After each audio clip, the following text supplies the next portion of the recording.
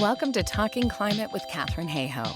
Each episode, we explore how climate change is affecting the people, places, and things we love, and what we can do to make a difference. From science to solutions and stories that inspire, you're in the right place for real talk about real change. A few weeks ago, I highlighted the renewables boom around the world, including the fact that in the U.S., solar now generates more electricity than coal. Yet, that same month, in addition to buying back wind leases from multiple companies, the U.S. administration also announced $700 million in funding for investments in the coal industry. As Lena Moffat of Evergreen Action says, spending $700 million to bail out the coal industry is like throwing a lifeline to a ship that has already sunk. And I agree. Or I'd say it's like using taxpayer cash to build more party line telephone lines when the smartphone is already cheaper and widely available. It just doesn't make sense from an economic and technological sense, let alone a climate one. This week, we're talking about Japan's media speaking up on climate, failing infrastructure, and heat-proofing your home. Let's dive in. Good news. People often assume that talking about climate change is controversial, but research keeps finding the opposite. Most people support climate action. They just don't realize most other people do too. A landmark study in 2024 found that across 125 countries, people consistently underestimated how much their fellow citizens cared. Why? Because hardly anyone is talking about it. And if you don't talk about it, how would anyone know that you cared? Your friends, family, neighbors, and colleagues are not mind readers.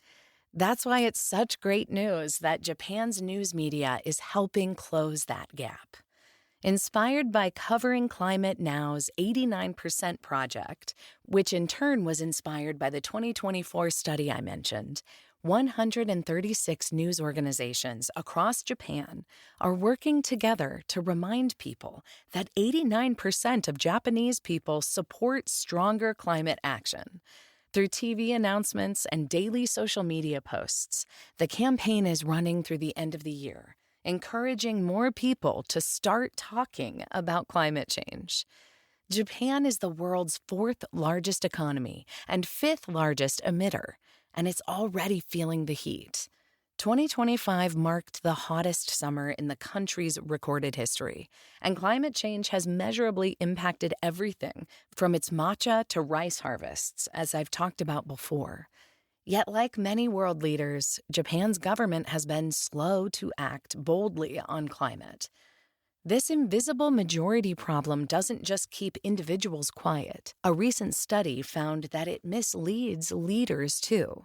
When people stay silent, politicians assume that silence means indifference and act accordingly. Japan's news media is helping millions of people realize they're not having that conversation alone. As you can guess from the title of my TED Talk, that is a major win in my book. Not so good news.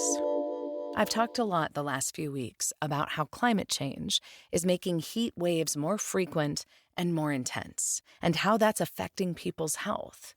But it's also revealing that infrastructure built for yesterday's climate can't handle today's heat. A heat wave that scorched much of the eastern United States over the 4th of July weekend caused a stretch of the I-97 highway in Maryland to buckle. Blistering temperatures in Germany in late June led the concrete on part of the Autobahn near Berlin to actually burst. In Leipzig, the asphalt around tram tracks melted, forcing the tram to be closed. As heat records keep falling, roads, railways, power plants, and electric grids are being pushed past the limits they were intended for.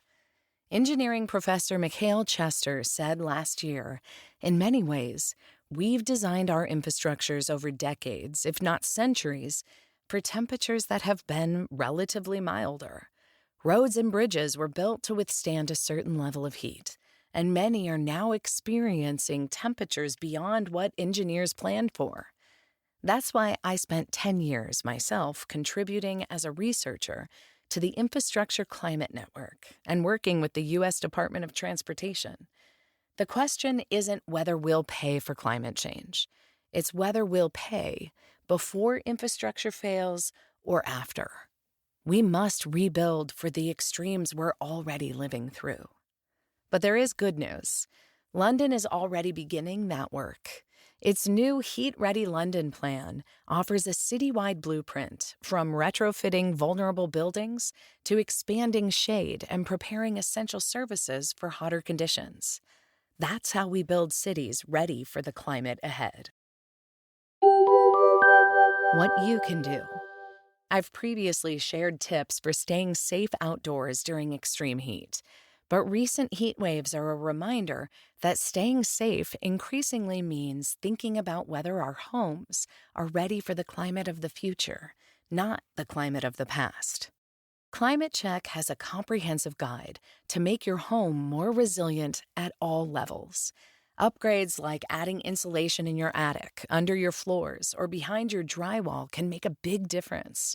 You can even encapsulate your crawl space, if you have one, or paint the exterior of your home with elastomeric paint, as increased heat and humidity can lead to more mold and mildew. Improving your attic's ventilation is another effective option, allowing excess heat to escape rather than build up inside your home. In some cases, installing a whole house attic fan can further improve airflow and reduce the need for air conditioning. Some homeowners' warranties will cover an HVAC system assessment and repair. Holes can develop with regular wear and tear and are usually easy to patch. And yes, do consider installing air conditioning if your home is becoming unsafe during extreme heat. Carbon Brief fact-checked 8 culture war myths circulating about air conditioning in Europe. For instance, it's not true that AC is broadly banned. Yes, AC can absolutely reduce heat deaths, and passive cooling with shade and urban greening can work alongside more efficient air conditioning, rather than treating them as an either-or choice. I grew up without AC myself, but my parents had to install it a few years ago because summers have warmed so quickly in southern Ontario.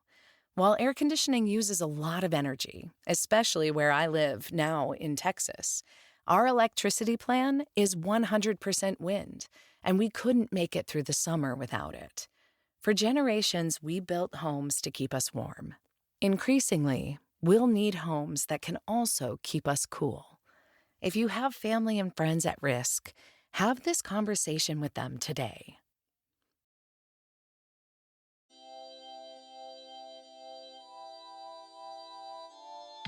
Thanks for listening to Talking Climate, narrated by Ann Cloud. For more resources, links, and actions you can take, check out the full newsletter at www.talkingclimate.ca. Until next time, keep talking climate.